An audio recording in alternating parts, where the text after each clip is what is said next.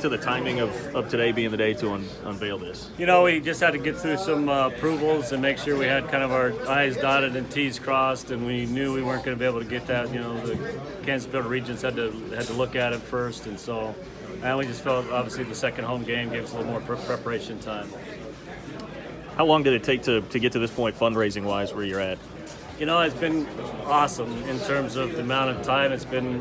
We unveiled the master plan a year ago about this time, and we started seeing some of our top donors and friends and really just explaining the master plan and really asking them what they thought priorities would be and what they wouldn't see, and then we would go back to those top donors and make ask. And so I would say maybe 8 months from the time from the time we announced the master plan.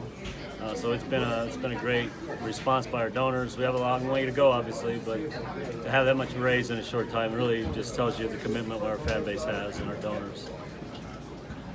You laid out a time frame for at least starting on the south end zone improvements. What would the time frame be on the other projects? Well, again, a lot's going to be on the fundraising.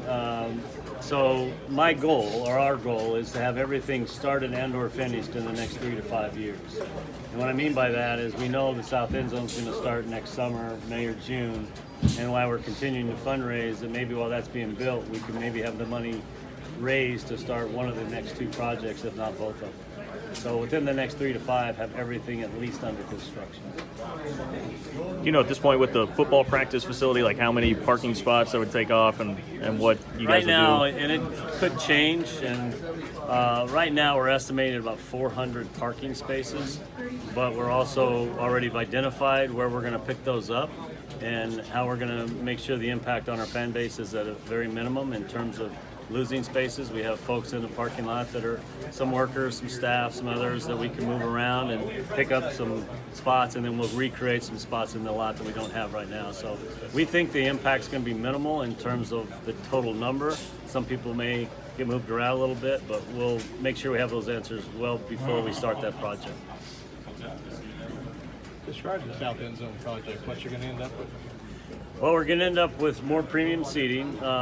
First of all, there's going to be 24 concession points of sales, all new restrooms, and then in the premium area, we're going to have 10 suites, 300 club seats, 8 loge boxes, and then the premium area, entertainment area, basically the restaurant, etc. That's going to be 7 times larger than it currently is. So it'll benefit both basketball during pregame and halftime, and then obviously that'll be the area for the suite holders in the club areas.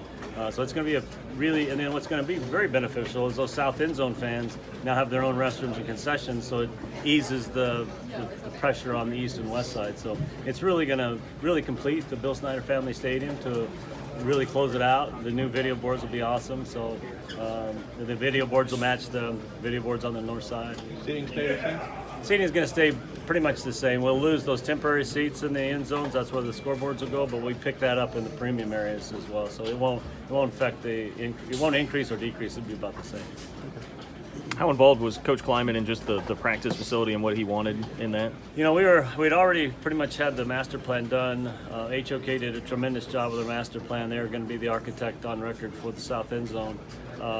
But he got a chance to look at it and gave us some feedback as to what he wanted in terms of practice fields and style. And once we get to actually design that officially, he'll have a lot more input. But he liked, the size, the location. He wanted it as close to Veneer as he possibly could get it. Makes their practices much more efficient. So as we get closer to starting that project, he'll have a lot more involvement. Where will the volleyball facility be located at? You know where Cat Town is, where our tents are? It's going to fit right up against the outfield. So if our baseball team continues to do well, we'll probably put a tent up there, or a net up there to keep them banging that side of the wall. But it's going to fit in there. It's going to be a perfect venue for volleyball. The Olympic Training Center is going to be really, really special for all of our sport teams.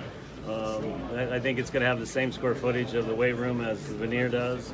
And then volleyball will have 3,500 seats, so it'll be a perfect venue for it. It'll be also the practice facility as well. What's it been like watching the start that they've had this year to the football season? It's been fun to watch. It's been fun to see the efficiency and then their discipline and how they're playing. They're playing hard. They're having fun, and it's good. Now it's going to obviously get tougher, but everybody knows that. But it's been good to see the kid. The advancement they've made since spring has been pretty phenomenal. Absolutely. Thank you. All right. Appreciate it, guys. Thank you. Appreciate it.